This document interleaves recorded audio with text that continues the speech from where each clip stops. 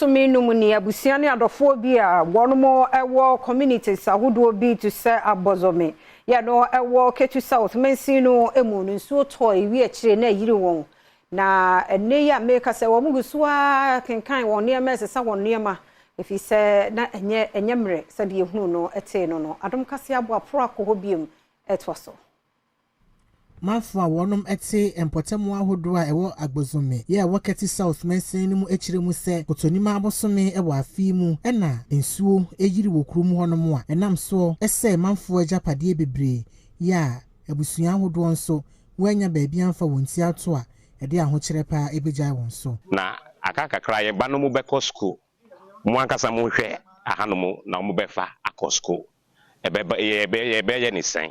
enti ye di topa di ma aban ni obia obetimi aboa philanthropist bia obetimi aboa se omumboa yen na ye nye susuasopa na edeka ho no se ye hwe a villages a ewo hanomu no nipa bebre a ewo hanomu no ebi mu so omubekọ janan a omukowo eyi efom ani eyi numu nyina Kwame Ahiagbe eya assemblyman ono su twa adwo se manfo ati krom hono mododo no a ena isan ensuyire nti wonom ekope ebia bi ewo kliko ye ebronu bi a eben wonom sebe obenya baabi edi wonti ato.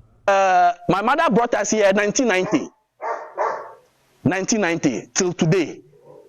over 32 years now. We've never experienced this before. We've never experienced this before. This is the first time. So even it started in the night. We woke up and we are surrounded by water.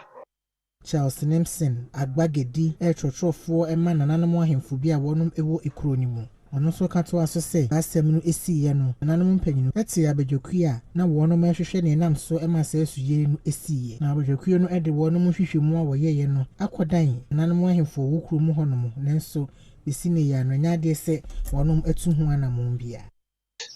Letters to the municipal assembly, to the regional coordinating council, and went as far as to the government in Accra, drawing attention to the happenings in the Soma traditional area.